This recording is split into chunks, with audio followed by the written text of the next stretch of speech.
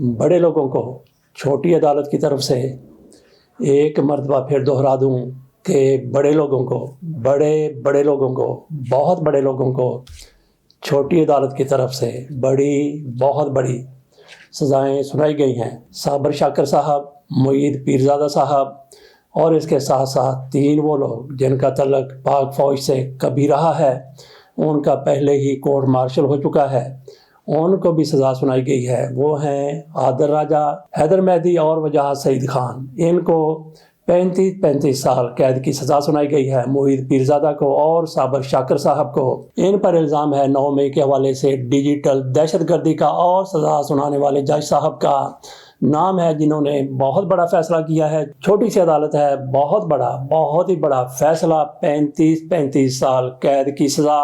اور جج صاحب ہیں طاہر عباس سپرہ صاحب۔ آپ کے سامنے پوری تفصیل رکھ دیتے ہیں۔ اس کے بعد ہم نے آپ کو ایک لطیفہ بھی سنانا ہے۔ لطیفہ یہ ہے کہ میاں علی اشفاق جو بہت ہی بڑے وکیل ہیں، جس طرح سے ہم نے اس بارے میں کہا کہ بہت بڑے لوگوں کو اسی طرح سے بہت بڑے وکیل ہیں اور ان کا وکالت کا لائسنس کینسل کر دیا گیا ہے۔ کیا پدی کا شوربہ، یہ ہم نے کس کو کہا ہے، کون سے لوگ ہیں لائسنس ان کا معطل کرنے والے، اس پر بات کریں گے۔ اور اس کے آگے چل کر ابڑو صاحب کے حوالے سے ہی بات کریں گے۔ ان کی سینیٹری پکی ہو گئی ہے، کیسے پکی ہو گئی سیف اللہ ابڑو صاحب کی سینیٹری، وہ بھی آپ کے سامنے رکھتے ہیں۔ پہلے بات کر لیتے ہیں اسی کی ان سزاؤں کی۔ یہ جنگ اخبار کی خبر آپ کے میں سامنے رکھ دیتا ہوں، اور دنیا نے جس طرح سے اس کو پورٹریٹ کر رہا ہے، جس طرح سے بتا رہا ہے، ان کے چہروں پر کراس لگا کے ہم آپ کو خبر دیتے ہیں کہ جنگ اخبار کی طرف سے کتنی خوشی کا اظہار کرتے ہوئے اس خبر کو کور کیا گیا ہے۔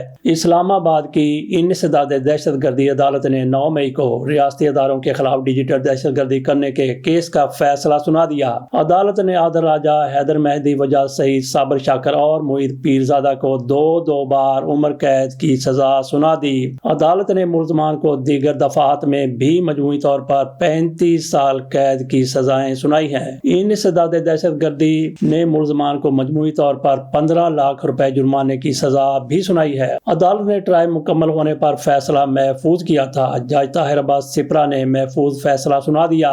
پراسیکیوشن کی جانب سے مجموعی طور پر 24 گواہان کو عدالت میں پیش کیا گیا۔ تھانہ آب پارہ کے مقدمہ میں صابر شاکر، معید پیرزادہ اور سید اکبر حسین کو عمر قید کی سزا سنائی گئی، جبکہ تھانہ رمنا کے مقدمے میں شاہین صہبائی، حیدر مہدی اور وجاہت سعید کو سزا سنائی گئی۔ عدالت نے پراسیکیوشن کی استدعا پر ملزمان کی غیر موجودگی میں ٹرائل مکمل کیا۔ پراسیکیوشن کی جانب سے راجہ نوید حسین کیانی عدالت میں پیش ہوئے۔ عدالت نے ملزمان کی جانب سے گلفام اشرف گرایا ایڈوکیٹ عدالت میں پیش ہوئے۔ گلفام گرایا ایڈوکیٹ کو عدالت کی جانب سے ملزمان کا وکیل مقرر کیا گیا تھا۔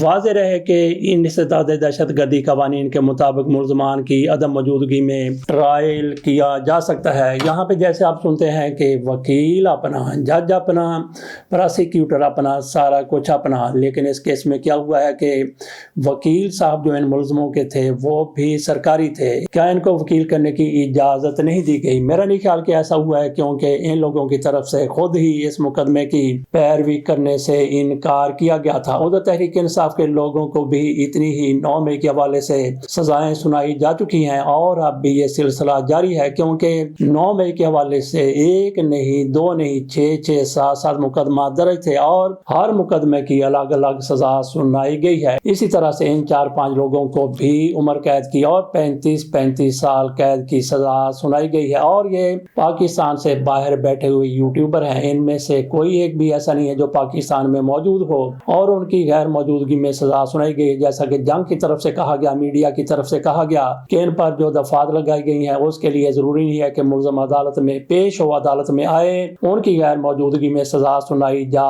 سکتی ہے۔ اسی لیے شاید دہشت گردی کی ایسی دفعات لگائی جاتی ہیں تاکہ ملزم کے پاس یہ بہانہ نہ ہو یا اس کے وکیل کے پاس یہ کہنے کے لیے نہ ہو کہ دیکھیں ملزم پاکستان سے باہر ہے، پاکستان میں موجود نہیں ہے۔ اور ان میں ایسے بھی ہو سکتا ہے کہ ملزم ہوں جن کی شہریت ہی پاکستان کی نہ ہو، یا پھر ان کی دوہری شہریت ہو، کوئی کینیڈا کا رہنے والا یا امریکہ کی شہریت حاصل کر چکا ہو، تو یہاں پہ وہ لوگ یہ کہہ کہہ سکتے ہیں کہ یہ دیکھیں کہ غیر ملکیوں کو بھی سزائیں سنائی جا رہی ہیں، غیر ملکیوں کو بھی سزا سنائی جا سکتی ہے اگر وہ پاکستان کے معاملات میں مداخلت کرتے ہیں۔ تو اسی طرح سے لوگ موقف اختیار کر سکتے ہیں کہ کلبھوشن وہ انڈیا کا ہے، اس کو کیسے سزا سنائی جا سکتی ہے۔ یہ بہت بڑا ایک ثبوت ہے کہ پاکستان کے خلاف کوئی بھی سازش کرتا ہے، پاکستانی ہے، دوہری شہریت رکھتا ہے یا پھر اس کا تعلق پاکستان سے نہیں ہے، اس کو سزا سنائی جا سکتی ہے اگر اس نے یہاں پہ جرم کیا ہو۔ تو یہاں پہ ہمارے ایڈیٹر کی طرف سے درمیان میں بتایا گیا کہ شرط اس کے لیے ایک یہ بھی ہے کہ وہ میاں نواز شریف کا بیٹا نہ ہو،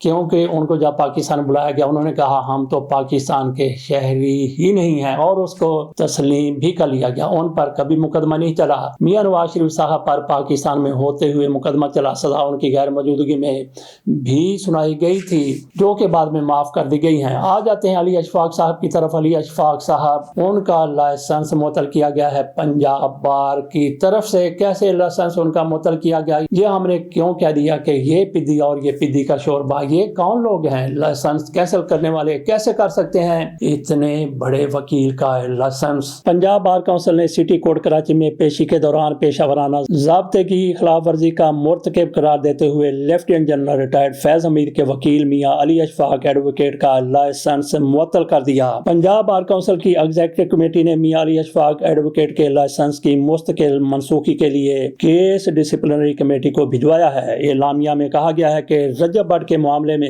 سوشل میڈیا پر وائرل ویڈیو کی بنیاد پر پنجاب بار کونسل نے کارروائی کی اور عدالتی ہڑتال کے دوران کراچی سٹی کورٹ میں پیشی پر پیشہ ورانہ ضابطے کی خلاف ورزی کا مرتکب قرار دیا گیا۔ نجی غرض کے ہمراہ عدالت میں پیش ہونا بھی خلاف ضابطہ ہے۔ وکلا برادری کے خلاف بیانات دینے پر سخت اعتراض، اتحاد اور وقار کو نقصان پہنچانے کا الزام عائد کیا گیا ہے۔ خیال رہے کہ میاں علی اشفاق سابق ڈی جی ISI جنرل فیض حمید کے وکیل بھی ہیں اور 2 روز قبل سٹی کورٹ کراچی میں مشہور ٹک ٹاکر رجب بٹ کے خلاف دائر کیس میں پیش ہوئے تھے اور اس دوران رجب بٹ پر تشدد بھی کیا گیا تھا۔ تو اس خبر میں چونکہ بتایا گیا ہے، جس نے خبر دی ہے، جنہوں نے بھی خبر دی ہے، جس ویب سائٹ پر خبر لگی ہے کہ یہ فیض حمید کے وکیل ہیں، اور اس سے پہلے یہی لگا کہ شاید اس وجہ سے ان کا لائسنس معطل کیا گیا ہے، لیکن بعد میں اس خبر میں وضاحت آ گئی کہ نہیں، رجب بٹ کی وکالت کے دوران انہوں نے جو کچھ کیا اس پر ان کا لائسنس معطل کیا گیا ہے۔ بات ہم نے کی یہ پدی اور یہ پدی کا شوربہ کہ اتنا بڑا وکیل کہ فیض حمید ان کو وکیل کرتا ہے اور بڑے بڑے وکلا ایک سائڈ پہ رہ جاتے ہیں، گویا ان کو بہت ہی بڑا پاکستان کا سب سے بڑا وکیل سمجھا جاتا ہے، اسی لیے ان کو وکیل کیا گیا۔ لیکن کچھ لوگوں کی طرف سے یہ بھی کہا جاتا ہے کہ یہ کسی خاص ادارے کے لیے کام کرتے ہیں، اور ایک موقع پر تو یہ بھی ہوا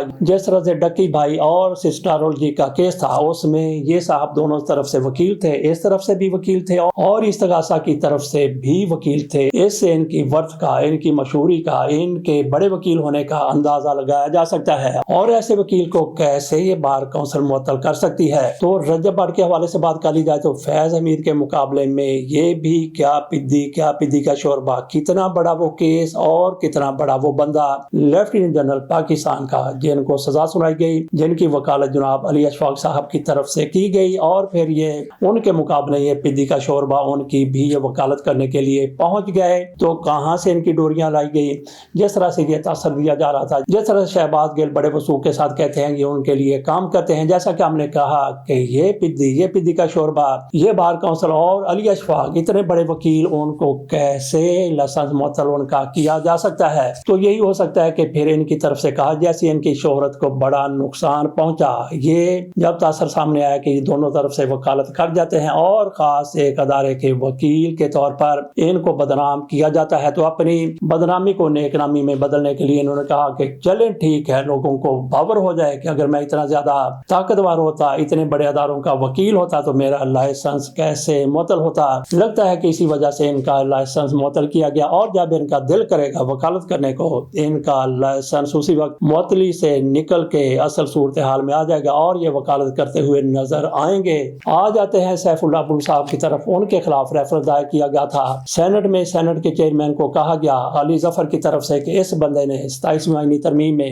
ہماری پارٹی کے موقف سے ہٹ کے ووٹ دیا، حکومت کو ووٹ دیا، لہٰذا ان کی یہ جو نشست ہے، ان کی یہ جو رکنیت ہے سینٹ کی، اس کو ختم کیا جائے۔ ان کے پاس یہ ریفرنس چلا گیا۔ تو ناظرین یہاں پہ یقینی بات ہے کہ ان کی سینٹری یہ ریفرنس جانے سے ویسے تو اسپیکر کے پاس یا پھر سینٹ کے چیئرمین کے پاس हुकूमती रेफरेंस आए तो ऐसे में उस पर फैसला होता है और सामने बंदा तहरीक इंसाफ का हो उसको घर भिजवा दिया जाता है, उसकी रुकनीत मुअत्तल कर दी जाती है। और इलेक्शन कमीशन वाले इनसे भी ज्यादा तेज होके बैठे हुए हैं। लेकिन सैफुल्लाह अब्रू की सेनेटरी नहीं जाएगी, बिल्कुल भी नहीं जाएगी, बल्कि उनकी सेनेटरी पक्की हो गई है। उस मौके पर भी जब इन्होंने वोट दिया था 27वीं आईनी तरमीम में, तो इनकी तरफ से इस्तीफा भी दे दिया गया कि मैंने फील्ड मार्शल साहब की कारकर्दगी देखते हुए, उनकी शख्सियत को देखते हुए ये वोट दिया है। साथ ही उन्होंने कहा कि मैं इस्तीफा देता हूँ। तो इस मौके पर यूसुफ रजा गिलानी साहब की तरफ से कहा गया, जो चेयरमैन सेनेट है, उन्होंने कहा कि आप इस्तीफा देंगे, हम दोबारा से आपको ले आएंगे। उसके चंद रोज के बाद फिर इनकी जरूरत पड़ गई और उन्होंने इस्तीफे के बावजूद भी उनको बुला लिया। यूसुफ रजा गिलानी साहब ने इनको बुला लिया और उनका एक मरतबा फिर वोट कास्ट करवा दिया गया। उन्होंने कहा था कि हम आपको फिर ले आएंगे, गोया उनको अभी लाया जाना था, लेकिन वो खुद ही आगे, उनकी जरूरत पड़ गई। तो अब क्योंकि तहरीक इंसाफ की तरफ से उनके खिलाफ रेफरेंस दायर किया गया है, वो गुलाग ली के खिलाफ भी रेफरेंस दायर किया गया था, लेकिन इमरान खान की चूंकि पार्टी थी इसलिए उनके खिलाफ भी रेफरेंस उस तरह से आगे नहीं चला था। सैफुल्लाह अब्रू साहब के खिलाफ रेफरेंस गया है तो यकीन करेंगे सैफुल्लाह अब्रू वाले रेफरेंस का वही असर होगा जो गुलाग ली के रेफरेंस का हुआ था। इनकी सेनेटरी समझेंगे पक्की इस मर्तबा भी और इसके बाद अगली मर्तबा भी।